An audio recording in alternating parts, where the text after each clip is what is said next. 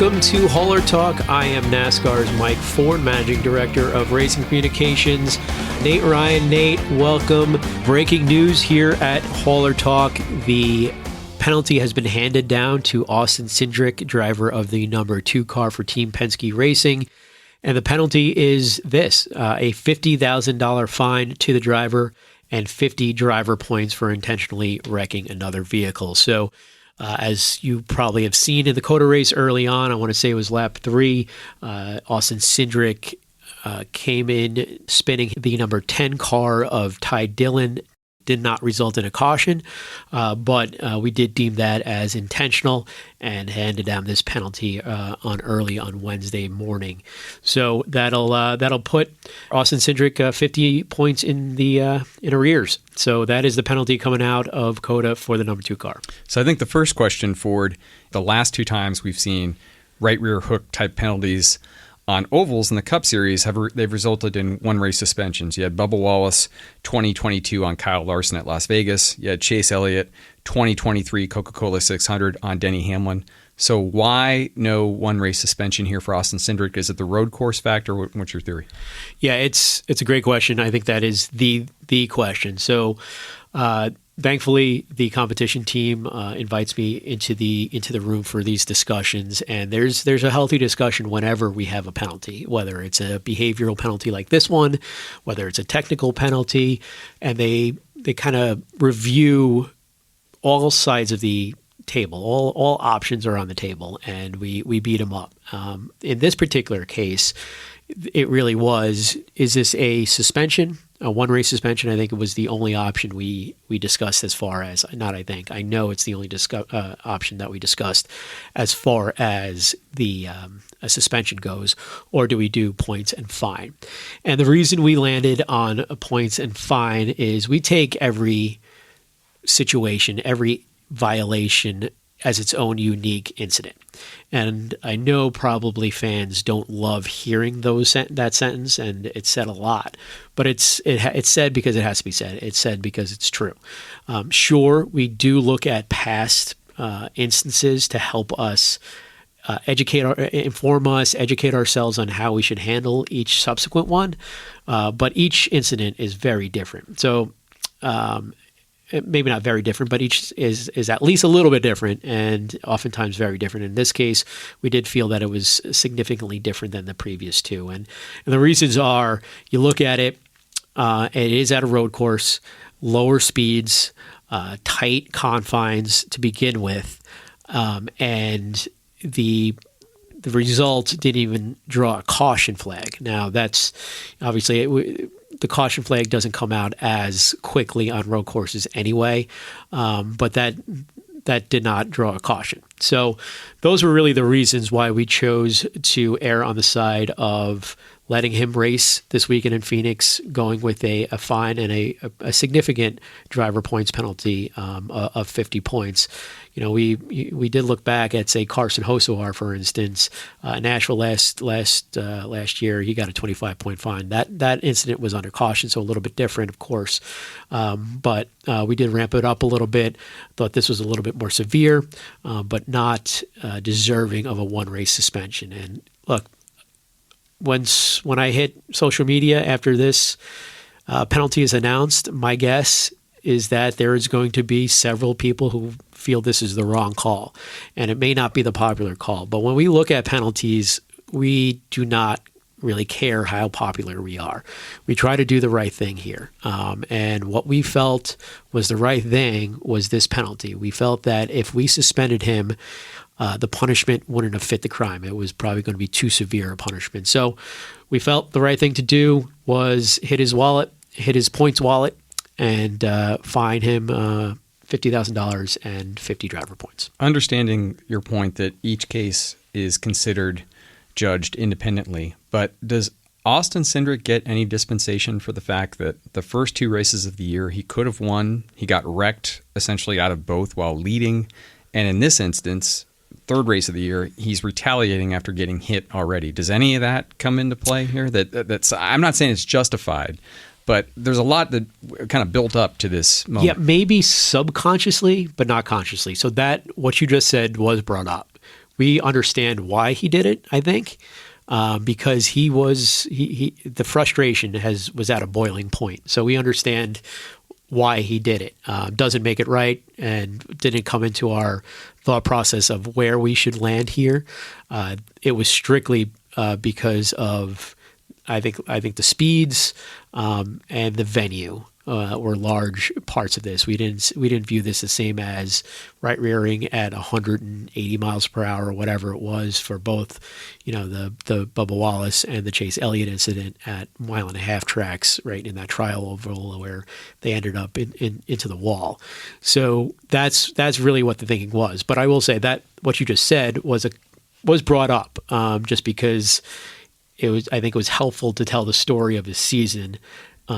And what led into this, whether that was brought up as something to think about as food for thought, or was just, hey, it's kind of, if you're wondering why someone who seems like a pretty level-headed dude in Austin Cindric would do something like that, this is probably why he did something like that. There's some context. There's some background for it.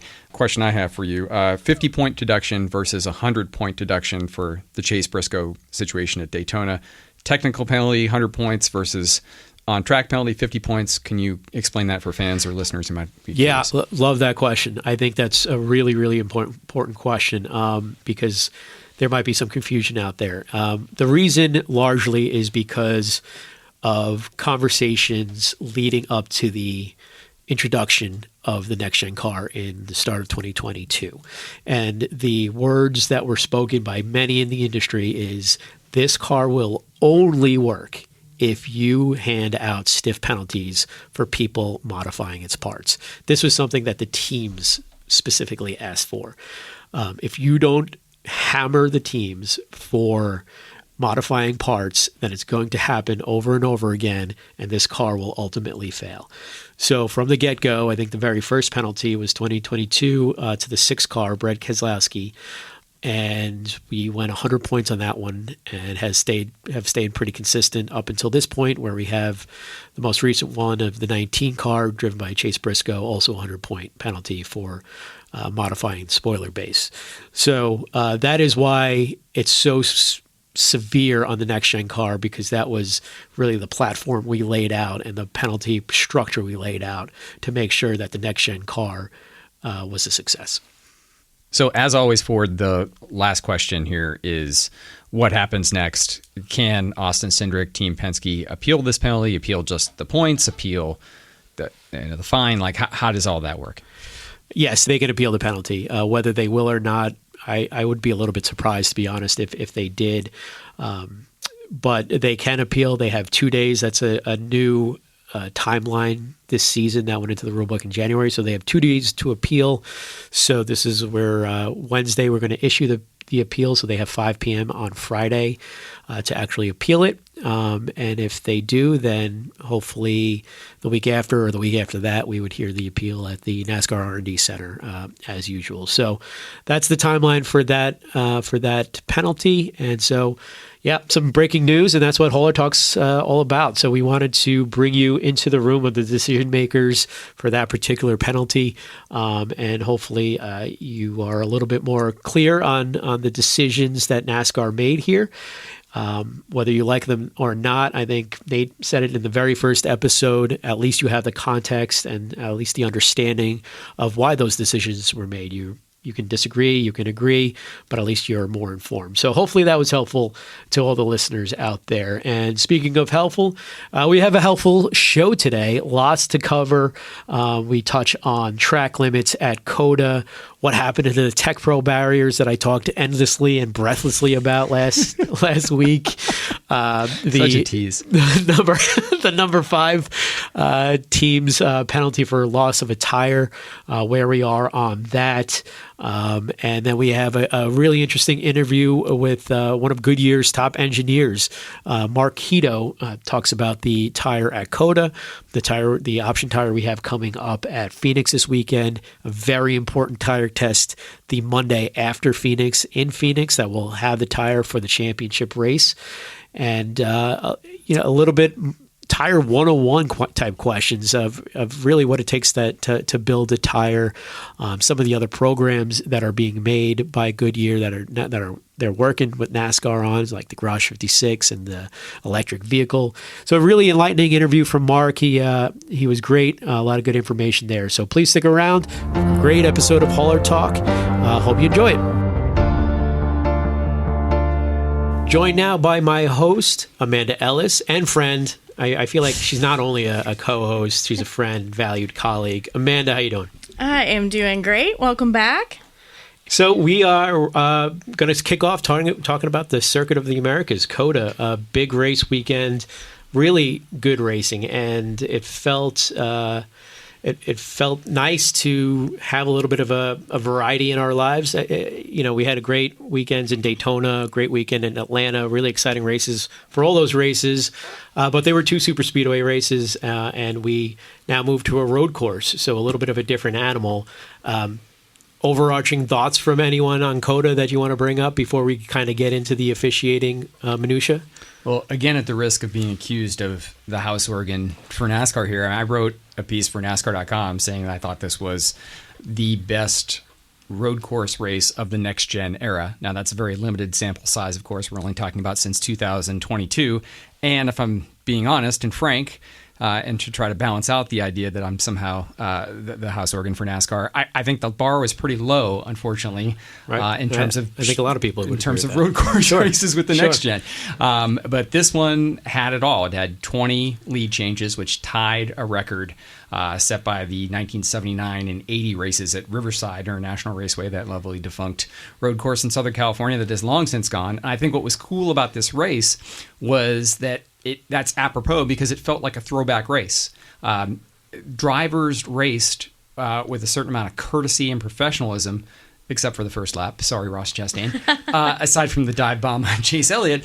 After that, it felt different than road course races have felt in NASCAR recently. Not just next-gen races, but a quibble I have with road course racing in NASCAR is sometimes the action is equated with chaos and guys driving over their heads and out of control. And I thought that's what was different about this race. So, guys used their heads, were patient, and drove with sublime ability. And Amanda, you had a really interesting view of the Cup race, at least. Went to the off-site race control that we're testing out. Won't go really deep dive into that yet. There will be a segment in future shows when we really have that up and running. But we are testing it out, and you got a front row seat, literally, to that process. What was that like? Yeah, I did. And I won't lie. I'm not sure that unless I'm at the racetrack, I'm not sure I want to watch a race from anywhere else. Moving forward. It was a really cool experience. Obviously, we've had the opportunity to watch this race control room be built from kind of just blank walls to what it is now. And like you said, we'll go deeper into that in a future episode. But it was really interesting to watch the race from that room. There's a lot of information available to us from there.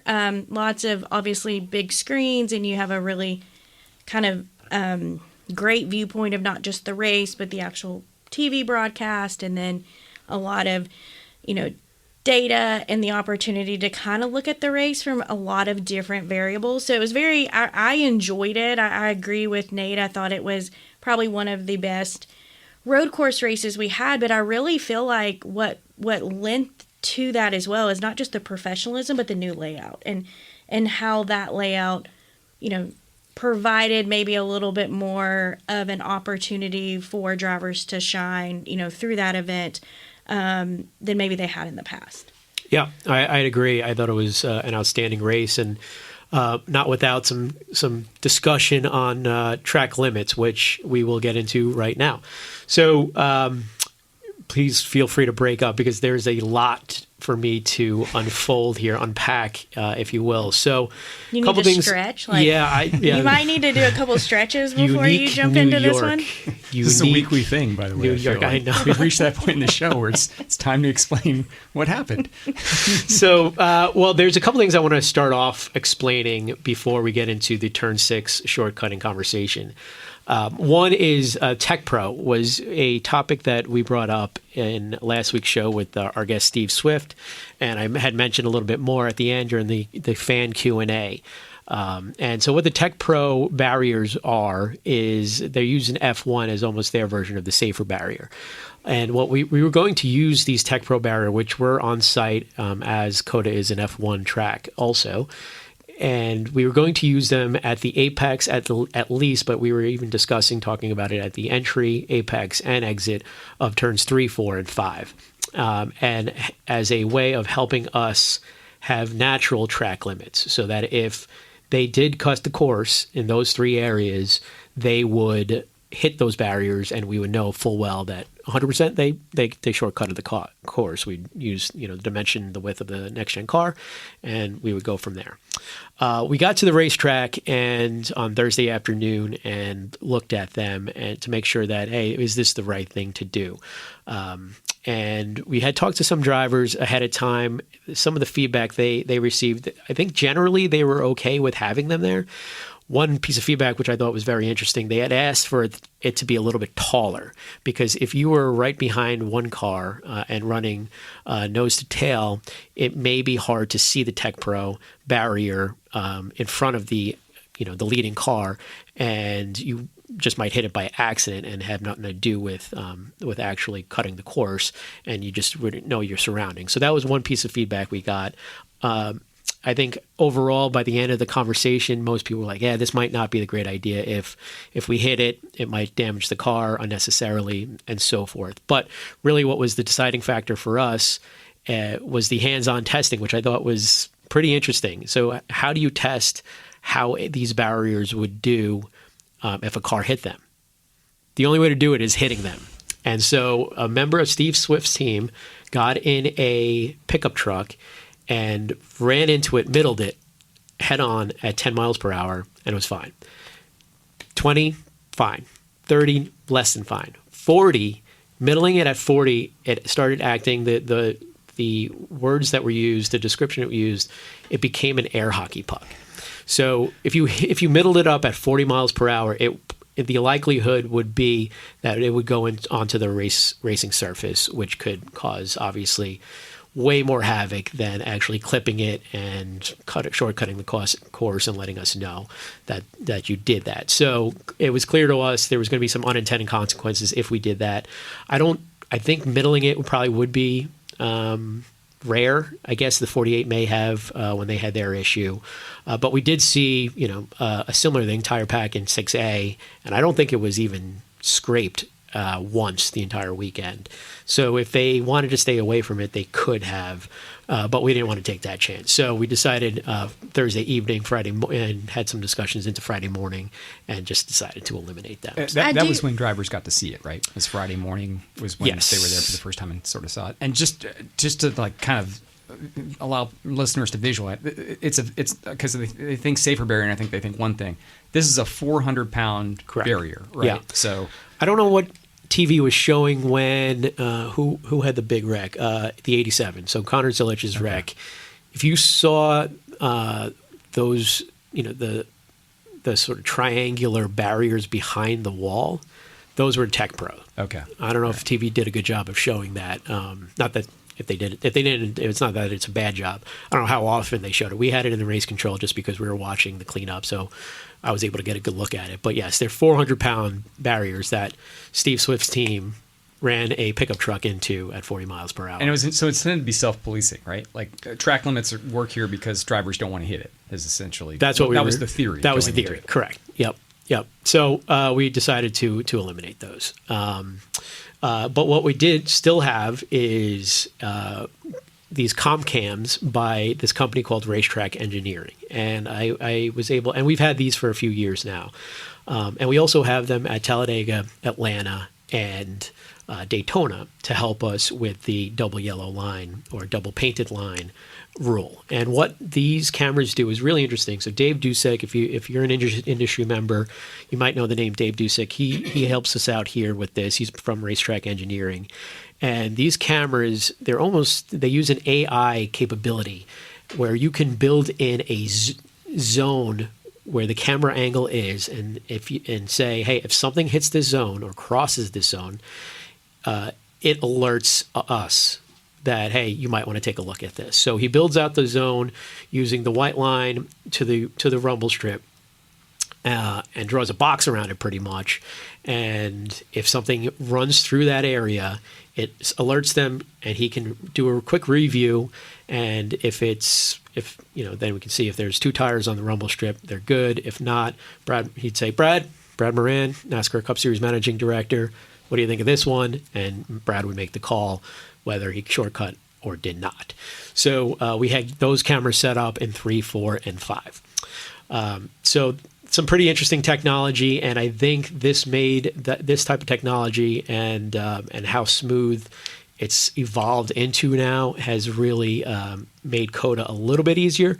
I would almost say that, I think officials would take wrecks at last laps on super speedways over officiating the shortcuts. It's very difficult, and it's gone from having one official look at a computer screen, like focused on that screen for 3 hours and monitoring it and reversing it. But now we have this technology, so it's extremely helpful. I think we had 6 maybe all day, and it worked really well. So that was and just to pause for a minute to give fans a little bit of an insight into what it's like to call a road course race, because you are truly looking at all angles of the track and you're not focused on an oval. You actually call a road course race from, typically, obviously it's a room, but it's a room that is full of camera views. And, it kind of looks like what maybe some would seem to be like a really great place to watch sports. If you're watching, a different type of sports game or something.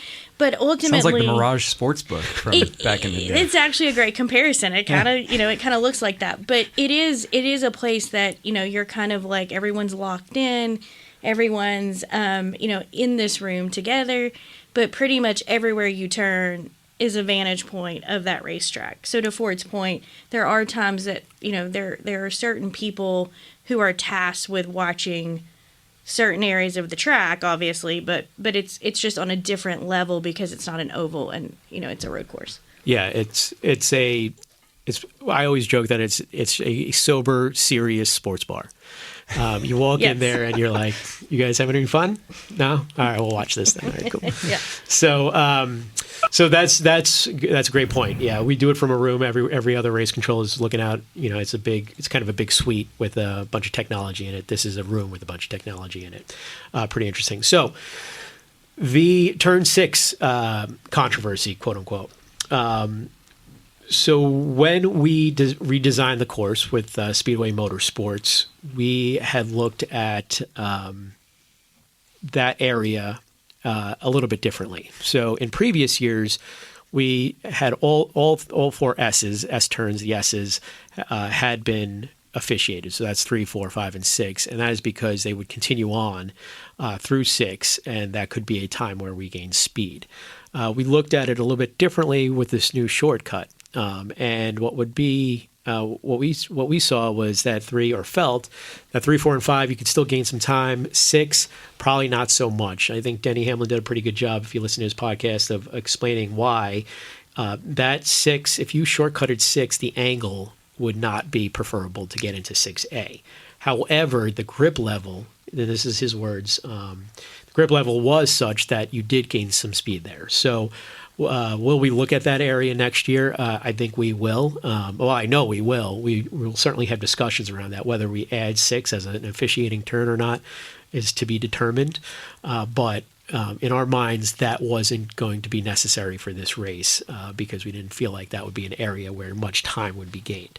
So we had, we talked to the drivers often. We have drivers meetings. We showed them the presentation, a PowerPoint presentation of kind of what the changes were, where we were looking at. We mentioned 3, 4, 5 during those meetings, but never really officially said, "Hey, we're only officiating 3, 4, 5." We focused on, what we focused on was 3, 4, 5, and then when we had the drivers meeting video, we really just had a broad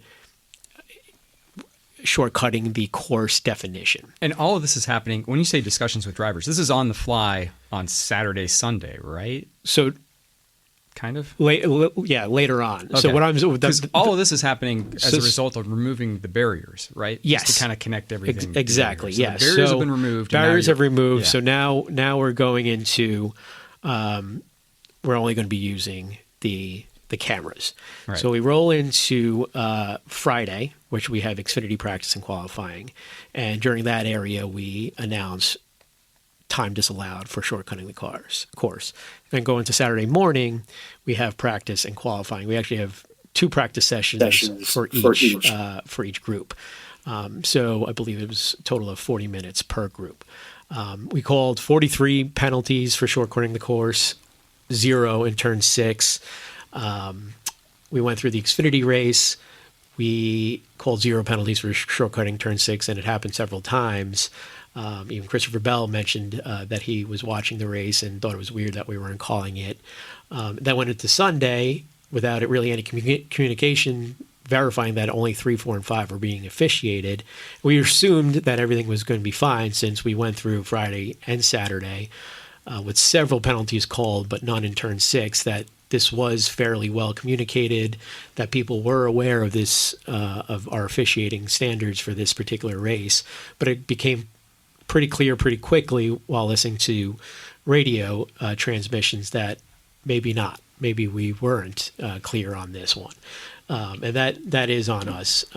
So what we did was we have a IM system through Microsoft Teams that we can either send a communication to an individual team or the entire garage. We did it with the entire garage as, hey, reminder, or if this is breaking news, this is what's happening. We are only officiating 3, 4, and 5. If you shortcut turn 6, we are not going to call a penalty for that. So once that was made clear, I think Adam Stevens said it was probably around lap 20 or 30, pretty early on in the race. All the teams were made aware, and I think it became a pretty non-story the rest of the way. So that is the story behind it. I think some assumptions were made. Clearly, we weren't crystal clear in our communication. However, that is something that we do plan to clean up in the future. So that is there was no rule change. I think one of the crew chiefs, maybe over the radio, that they broadcast on Fox saying that we changed the rule mid-race. That wasn't the case. There was at no point during the weekend did we officiate turn 6. It was just 3, 4, and 5. And again, because this is a little confusing, I just want to kind of summarize everything you just said, and I also bring up something that Jeff Burton said on the Inside the Race podcast. The way he kind of explained it was, you guys get there Thursday. Elton Sawyer looks at the barriers and kind of better have the drivers take a look at this. Friday, the drivers look at it. NASCAR continues deliberations inside. We're removing the barriers, and so that put a lot of the focus on turns 3, 4, and 5. Because that's where the barriers were removed and you're going to use these new special cameras. And Burton said that turn 6 kind of got overlooked in that whole process because there was so much focus on 3, 4, 5 changing with the barriers removing. And overlooked by whom? The drivers? Everybody, I think, was Burton's point. Okay. But yeah, probably mostly drivers and teams because they were focused on, there's changes here with 3, 4, 5. We thought there were going to be barriers. Now you're using these cameras.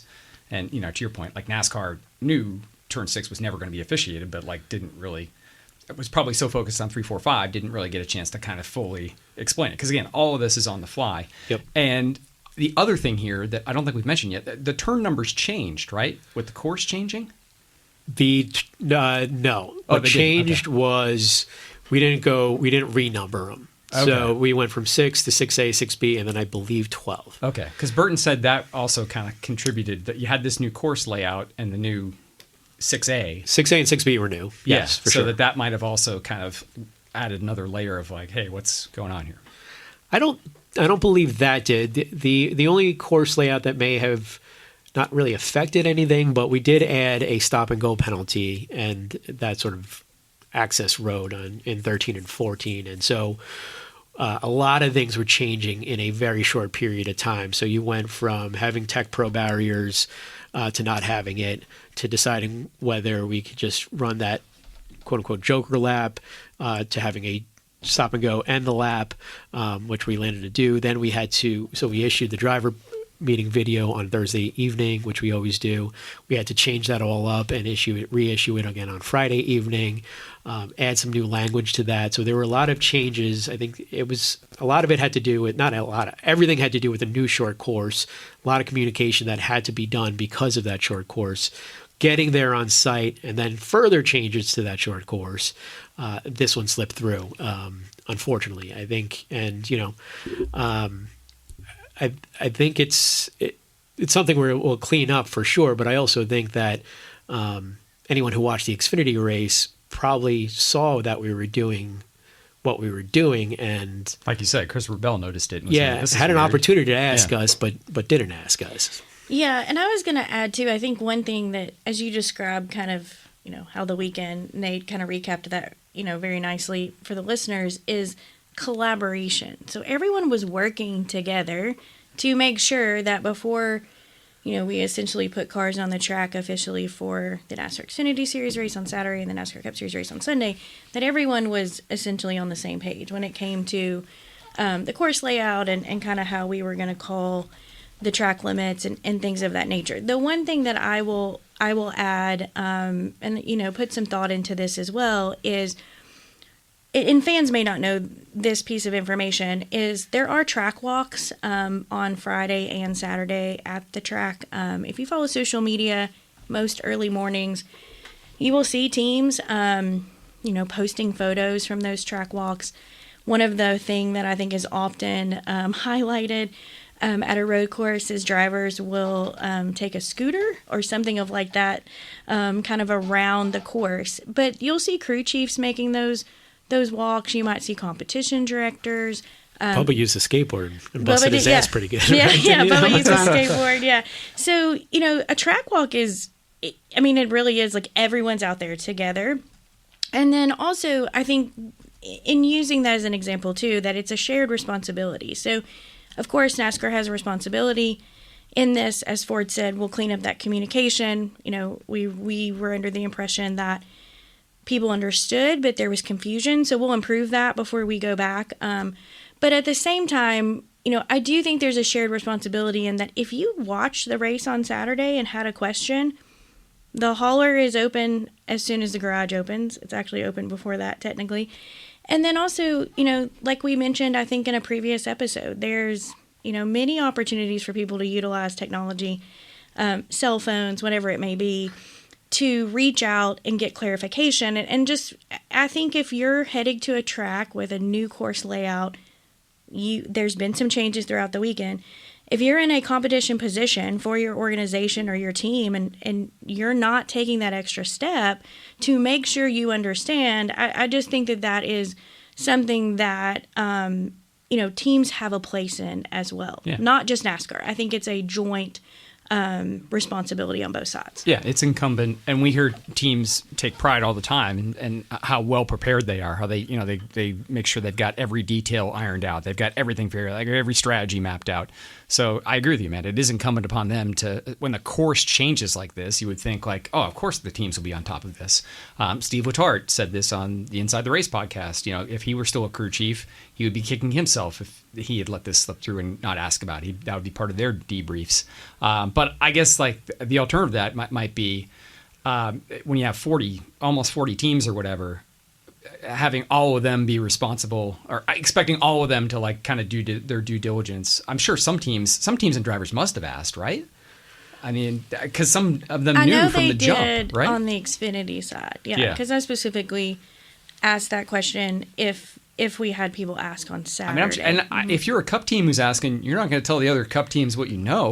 Like if you get that on the sly, right? But SVG knew, and that's why it became a thing so quickly, because he was out in the lead and clearly cut in turn 6, but he was also in the Xfinity race, so maybe he did ask, and he might have been one of the ones. Yeah. But, so that is that's the inside story from the NASCAR perspective. I think moving forward, we'll have a little bit more crystal clear communication. I think, teams will realize that, hey, if there's any kind of question mark on a typical officiating standard, that they will go into the hauler and ask that question, I think.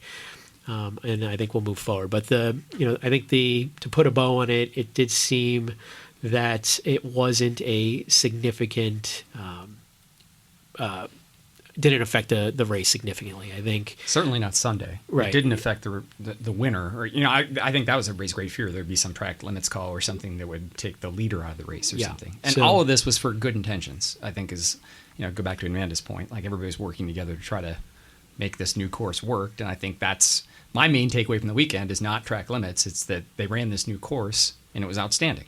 Which is good. And the tire was good, which I know we're going to talk to Mark about. And shout out to the employee that was willing to get in that truck and ram the... Oh, he was fired up to do it. Yeah. You got video of that anywhere? That's a good question. I don't know. We'll have to have Steve back. That sounds like something I'd like to we see. may have to have Steve circle back and give us an update on that, because that is definitely an assignment when you get that phone call, for sure.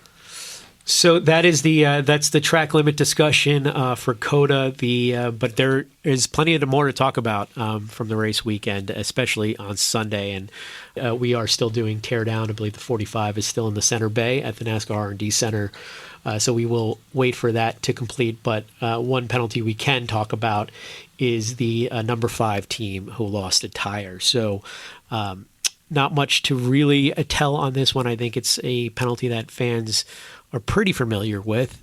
So when a team loses a tire off of pit road, when it's on the racetrack, it is 2, 2, and 2. So a 2-lap penalty and a 2-race suspension to 2 crew members.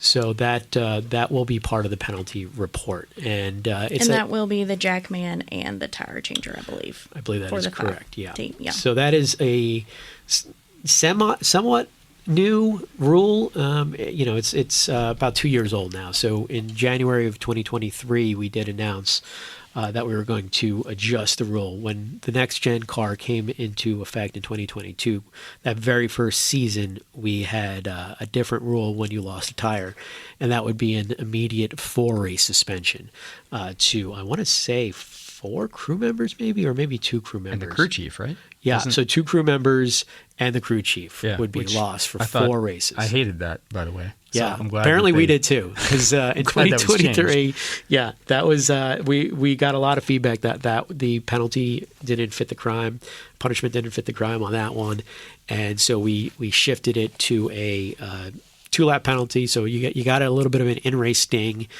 because that was also part of it. With the 4-race suspension to 2 crew members and the crew chief, it didn't really affect the race. You could have lost your wheel and still won the race.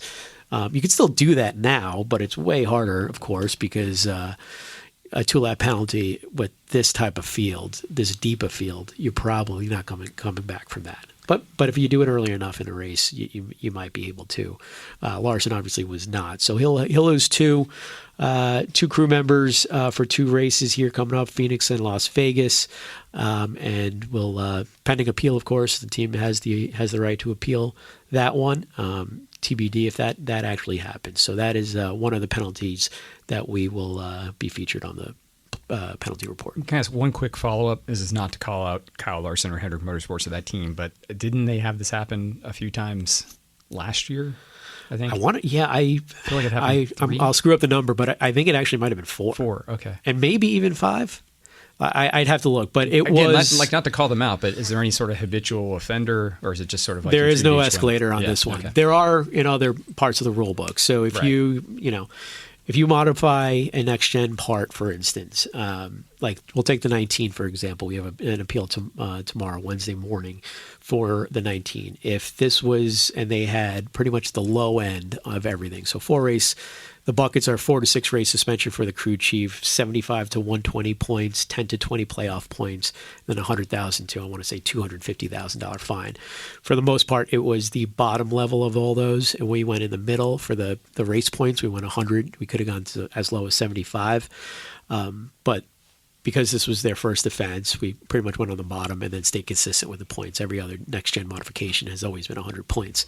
So if say this happens again and they modify another part, you can bet your house that it will not be that low next time. So there is escalators on that. For this, no. It's just it's going to be staying as a 2 crew member, 2 race suspension. So that is our discussion on COTA Great Race Weekend, and we have another great race weekend coming up at Phoenix Raceway with the Cup Series on Sunday afternoon, and it is going to be one to watch because, for many reasons, but a noteworthy piece of news dropped yesterday, Monday. We're taping this on a Tuesday, and that is Katherine Legge will start the race. And she will be the first female driver in the NASCAR Cup Series since Danica Patrick. That spurred a lot of conversation from a media perspective and social media perspective on the approval process for NASCAR and how a driver gets approved to run a NASCAR Cup Series race.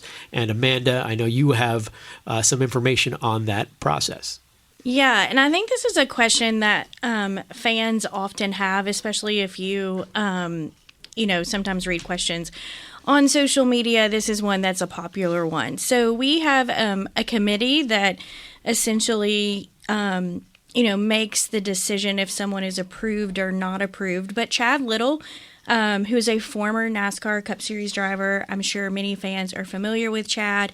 If you were a fan of the number 97 John Deere Forde back in the day, that is the car that Chad piloted for some time. And Chad kind of runs that program essentially for us and kind of, is this first start to if someone wants to have a conversation about coming and running a race within our, NASCAR family, you would start with Chad. And Chad is kind of the leader of that. And then obviously there is a larger committee that gets involved in that conversation from a competition standpoint that helps make those decisions collectively together if someone is approved or not approved for an event. But ultimately what happens is, Chad will work with the driver to determine, where their experience level is. We will take it to that committee. They will determine if they've been approved for the event that they've requested. So I think that's something sometimes fans often can maybe get a little confused that there is obviously levels of racing and then there's the event that they've requested to race in. And they'll make that decision and then ultimately, they either they are approved or they're not approved. But if they find themselves in a situation where they're not approved, we actually have a roadmap and a plan in place that they are able to work toward, and we help them do that. Chad is, involved in that process and making sure that they are, getting the experience that they need to be able to make the start in the series that, they're hoping to do so. So specific with Katherine, she has experience in ARCA, IndyCar. Also, most recently, she had ran the Indy 500 last year. She ran the Daytona ARCA race earlier this year. So she has experience in high-speed ovals, and that really, weighed into her being able to be approved for the Cup Series race at Phoenix. And then additionally, this weekend is also unique that there is a 45-minute practice session on the schedule, which allows us to have an extended amount of time to observe her throughout the weekend as well before, the race on Sunday. But Nate, I know you've covered her for some time. Would you maybe help our fans, bridge the gap a little bit on Katherine, her experience level, and why she was approved for Sunday? Sure, Amanda. I'll start from a personal side. I've had the privilege through NBC Sports of covering her in a couple of series, both IMSA and IndyCar, and I'll just say she's a terrific interview. She's so eloquent. She's very smart. She's really, really good at answering things in a way that fans can understand. And she has this really self-effacing, cheeky, kind of British sense of humor, which I love. So I'm a big Katherine Legge fan. And beyond all that, she's also a very accomplished driver. And you mentioned it, Amanda. I mean, she ran Daytona ARCA this year. She actually has run the Indy 500 4 times, including the past 2. And here's what's interesting. Last year in the IndyCar series, she ran 7 races, all ovals. She ran Indy, Iowa, Gateway, Milwaukee, Nashville. So she's got a fair amount of oval experience, but what she's best known for, I think, is her time in sports cars. She's a 4-time category class winner in IMSA. She's won at Watkins Glen in a GT car. So she's very accomplished, and she's run full seasons in IMSA as recently as 2023. So she's got a lot of experience. Granted, not a ton in NASCAR. She's got, 5 prior Xfinity starts to this. The most recent 2023 Road America. She made 4 starts in Xfinity in 2018, 1 on an oval in Richmond. So she has run a stock car in oval. Phoenix obviously is different, but I think she showed at the Indy 500, I mean, she can get acclimated to running at speeds around 230 miles an hour. That's a strong indicator of her ability. I think what I've seen out there, and I had other fellow journalists ask me about, is because there's been some issues recently with you guys this year about like, how do you approve people? And I think that what's different in her situation is she's active. I mean, she's not somebody who hasn't run a car or raced a car for 10 years. She's been around. She's on the scene, granted not NASCAR, but she's active. I think it's fair to ask, the team that she's running for is not full time. How does that play into how well prepared or how well she can do on a race weekend? She's not with an established charter powerhouse team. That's understood. I think that's a fair criticism, but I don't think that comes into how you guys do the approval process at all in terms of the driver, right? No, it does not. The team really doesn't play a part in it at all. And largely, if it did, it is a lot of the teams that don't have full-time sponsorship, full-time rides. We've seen this with Carl Long and MBB here. We see this with Rick Ware. Often has newer faces in those types of rides where we've had to go through a lengthy discussion in the approval process. So it doesn't really have to do with the race team. It's not, very rarely do chartered cars come to us with faces we've never seen before. I mean, Elio Keshnev is an example that, is against that, of course, but with Trackhouse for the Daytona 500. But no, we purely look at that individual stats. I do have one more question. What happens after she runs the Phoenix race? Is she now approved because she's an Indy 500 veteran? I feel like I got to ask, like the Coke 600, if she wanted to run like the Coke 600, is that a separate approval process, or is she approved to run all ovals after this one? Separate, it is. Okay. So if she wanted to enter the Coke 600, for example, she would have to reapply for 1.5 miles. So right now she is approved for road courses and for short ovals. And so that really a mile and under. Dover, I don't know if she's even approved for Dover. That's a little bit of a different animal. We look at Phoenix and Dover a little bit differently. But she could have raced in COTA. She could have raced, she will be racing in Phoenix, and she could have raced at Martinsville coming up here in the early part of the season. But yes, to answer your question, she would have to reapply for 1.5 mile intermediate ovals. Yeah, and I will add, it is worth noting, too, that, we mentioned Chad kind of at the top of this discussion, but Chad really will monitor her throughout the weekend. If there's notes that are needed and things that are compiled, that will go on her file, so to speak, of kind of how she performed and the experience that, we had with her throughout the weekend. Chad will keep that, and then if she does reapply, those things come into play as well. So, it is actually a very... I don't want to necessarily call it a lengthy process, but there's a process in place as drivers look to be approved, as they climb kind of to Forde's point, like, the next level of track that they're hoping to race on. And to your point, it's not going to be only finish. So right now, because of the team she's with, there's a pretty good chance she'll finish, outside the top 30. But if she showed that she was capable around traffic, she held her own, and presented herself well, and she wasn't a moving chicane, for instance. I think that is what we will look at when looking at approving for a bigger racetrack. So it'll be interesting, and she does have an extra challenge on her hands, and that is the option tire for Phoenix. And that is my brilliant broadcaster segue to introduce Mark Keto, who will be our guest this week. He's an engineer for Goodyear and will tell us all about the tires from COTA, tires from Phoenix, the Phoenix tire test that's coming up, and all things tires. So stick around for that. Some interesting conversation with Mark.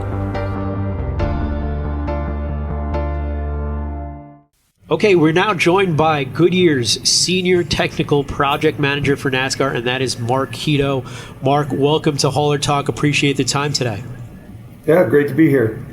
So, Mark, first off, we want to talk about COTA. We had a new tire at COTA, and all reviews are incredibly positive. Outstanding racing. I think that a lot of that had to do with the new racetrack, great driving from some of the star drivers, but of course that tire played a big part. Can you take us through how we got there to that tire? Was this the same tire that we had at Watkins Glen and tested there back in June, and we just brought it over? Or was this a completely new tire? What was the tire compound for COTA? Yeah, it's very close to what we ran at Watkins Glen. We tested at Sonoma and Watkins Glen last year and came up with a compound that we thought was kind of a breakthrough as far as trying to get some wear and fall off, at road courses. Our Watkins Glen, the tire we ran at Watkins Glen, as is, we needed some kind of more work processing it to get it to process in our factory and be able to build it a little better. So we made a few small tweaks, but yeah, what we ran at COTA was very close to what we ran at Watkins Glen, and we were very happy with the performance. I think the changes we made it easier for us to handle in our plant, but it also at the same time still didn't really negatively impact the fall off and the wear that we were looking for. So I know we're only 2 days away from outside of COTA, so I don't know how much of a debrief and review you could have done, but in these early days, 48 hours after the race, I imagine you're pleased. What's that review process like, and what did you see that led to such a successful race in the NASCAR Cup Series race on Sunday? Yeah, I think the big thing that we were able to see is we were able to generate rear tire wear. I think some of that is the compound choice, some of that's the new course layout, but we were able to see rear tire wear on both the left rear and right rear, and the guys that were able to take care of it, lasted a little longer. So I think anytime you can generate tire wear, you start losing tread, you lose heat in those rear tires, and then the guys will struggle for grip and drive off, and I think that's what leads to passing opportunities at the road courses.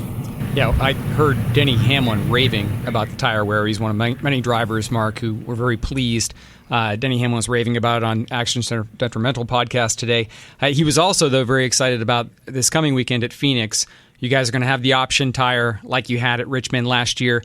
His question, which I'll ask you, is it the same option tire as Richmond last year for Phoenix? And what else can you tell us about what you're expecting to see this weekend and what that could mean for the future?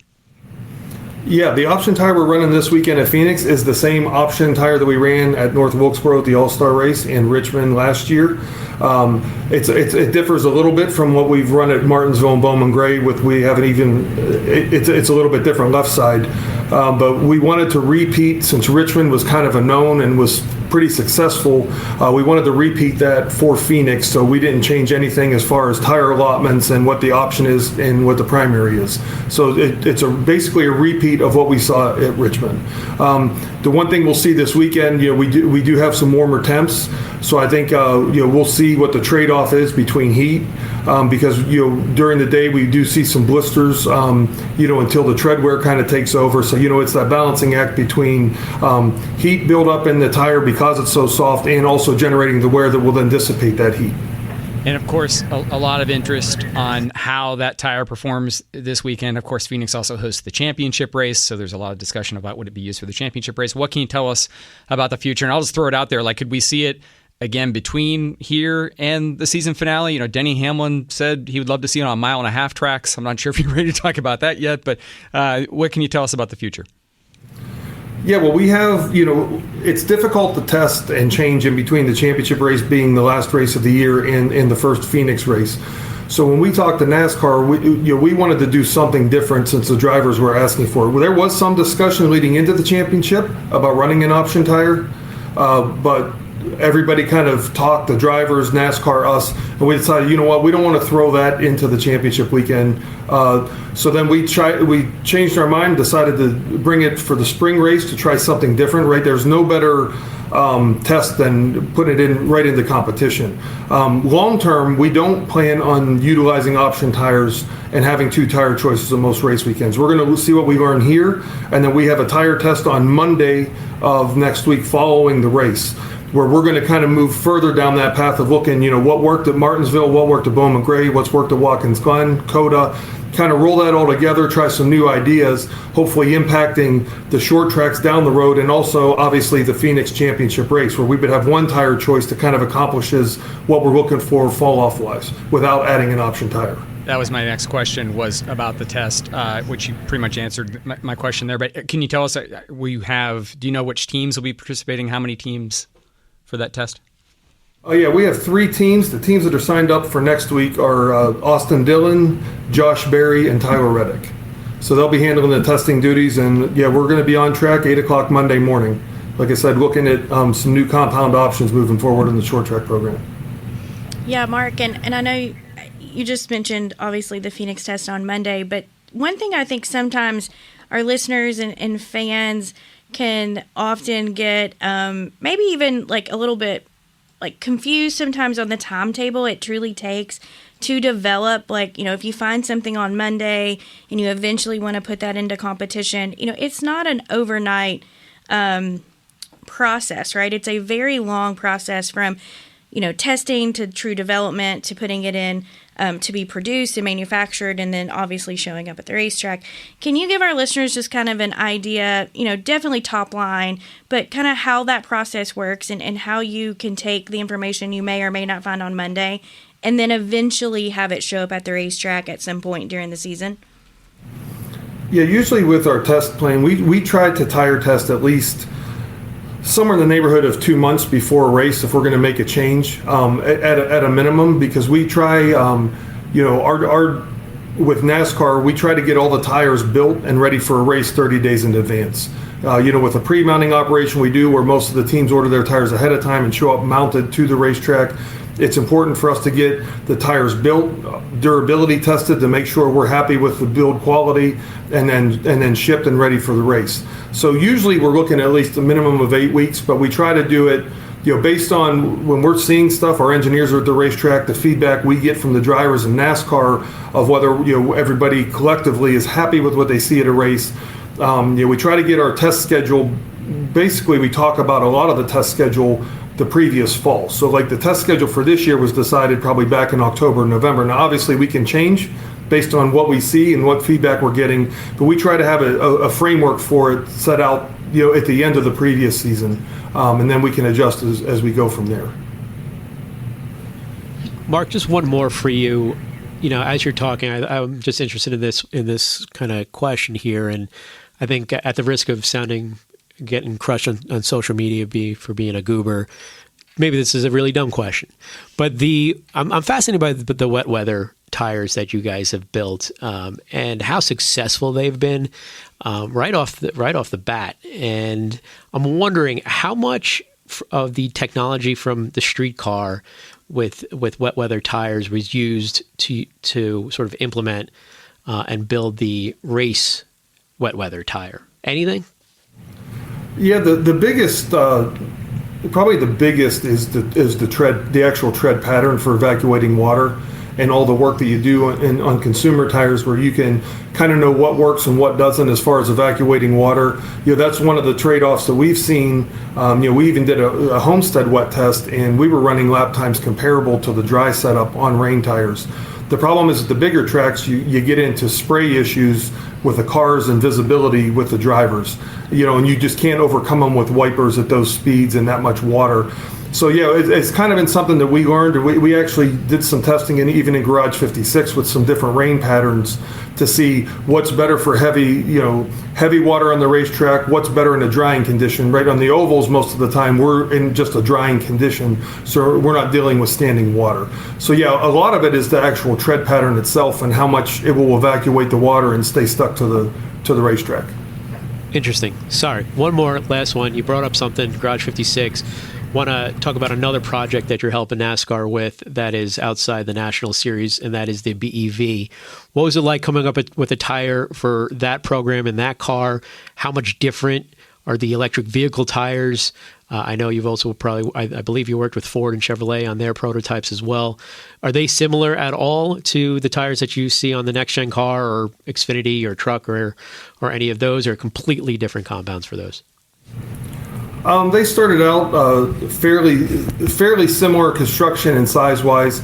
We are going to start developing a little bit differently. We do have some different compounds that we developed specifically for the EV tires as part of that program, utilizing more sustainable materials in the tires themselves. The other difference with those tires is we have tire attached TPMS sensors that are produced with the tires that can tell what pressures are in what tires at the time, and that's what we kind of introduced those tire test sensors as part of the Garage 56 project.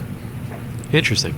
Well, thank you, Mark, for those last two, I guess, curveballs, sort of off-topic questions we had for you, and all the information you get us on COTA and Phoenix and Goodyear. Goodyear is an incredible partner for NASCAR. They are always willing to step up to the plate and swing away. And the evolution of these tires have been really impressive over the last few years and really have led to the really great racing that we've seen on a week-to-week basis. So, Mark, thank you so much for the time, and enjoy Phoenix. Good luck out there. Yep. Thanks, guys. Thanks for having me. Thanks, Mark.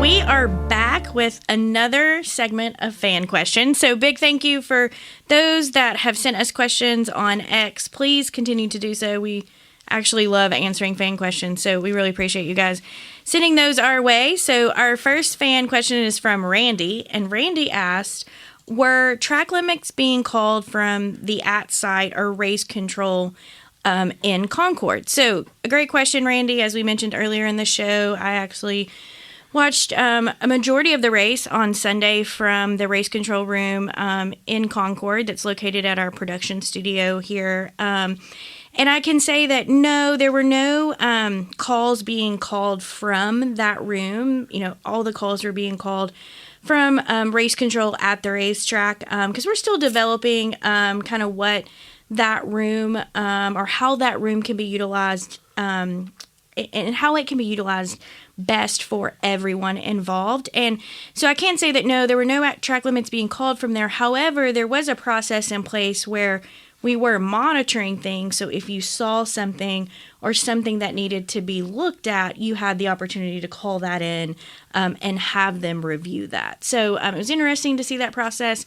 I look forward to going back and watching a race that's not a road course, seeing that room from an experience when we're at an oval or, just even a short track, being able to kind of see how that changes as we learn how to use that room, really just to kind of better that race control experience. So yeah, Randy, thanks for that question. Yeah, and one other note on the off-site race control, it is the project manager for that for that race control is Scott Miller. You fans may remember Scott Miller, former senior vice president of competition for NASCAR, former crew chief for folks like Jeff Burton.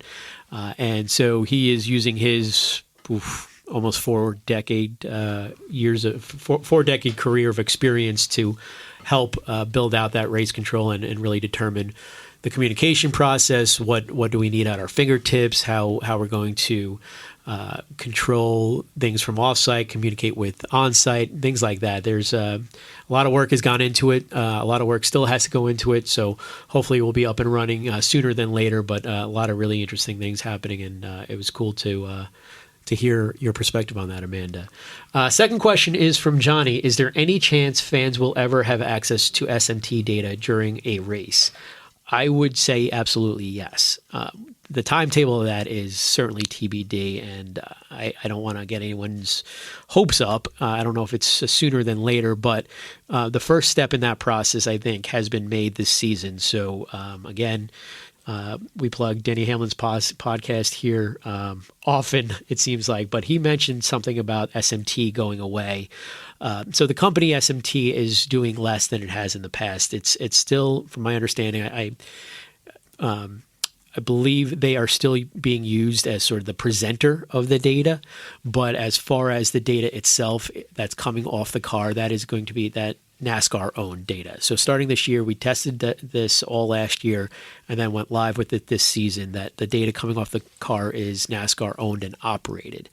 And a large reason for that is so that we can innovate and really expand the fan experience with this data. So we'd be able to deliver it how we want to, present it how we want to, and the next step would be to bring it to fans. And I almost think this is running parallel a little bit with the in-car cameras that you can see on Max. If you haven't seen that, it's really a cool menu option that Max has provides. You can choose every single driver in the field and watch from their perspective, hear their in-car audio, and that is something that you really couldn't do, at least with that ease of operation. I know NASCAR.com had it for many years, but you can rewind, you can fast forward. It's pretty cool. So I think the next step is getting that SMT data off the car and into the fans' hands. As far as the timetable for that, there really is none, though. So, Are we sure? Like, we're not breaking news here in Forde style that like this is coming tomorrow or coming next week? It is not. It's certainly not coming tomorrow. I can promise you that. I'm just trying to get you in trouble as usual. I was going to say there's a couple technology upgrades we had from the end of the last season into this season. So maybe next week we can dive into that a little bit, or maybe. Yeah, another I'd love to hear about those too. I don't know what you're talking about. You don't act like you don't know. Yeah, I hope I'm not getting myself. The first person to get in trouble, I'm sure it's going to be me. Although Amanda just said it's really all the team's fault that they kept blowing turn 6 and didn't know about it. So right. I think actually Amanda is going to be making the headlines this week. So I might be getting a couple phone calls Ellis, from some crew chiefs who would like to have a word with me on my opinions. Yes. So that's the question. That's the answer to the data, Johnny. Great question. Thank you for sending those in. If you have any more fan questions, please continue sending them our way on X. I am Forde, Forde.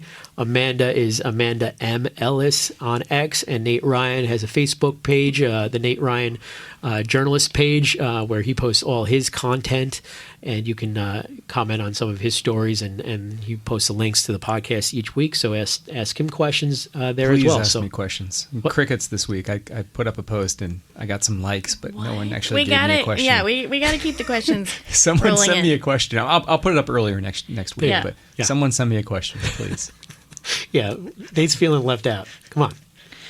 All right. Thank you again for listening. We appreciate you guys tuning in. And I know we have said this over, the past few episodes, but thank you so much for all the feedback. We appreciate all sides of feedback. So thank you for sending that in. And as always, please subscribe, rate, and review the show. That's how other people have a chance to listen to Hauler Talk. So thanks again. And we look forward to seeing you guys next week after Phoenix. Yeah, big episode next week. I think we're going to have we get to recap the 19 appeal, which is happening Wednesday morning. We could talk a little bit about more penalties that we don't have the information on yet.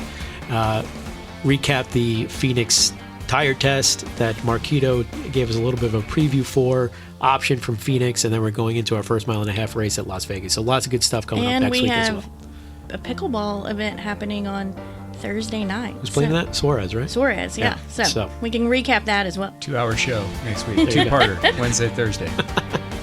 Good night. Good night, All right, everybody. everybody.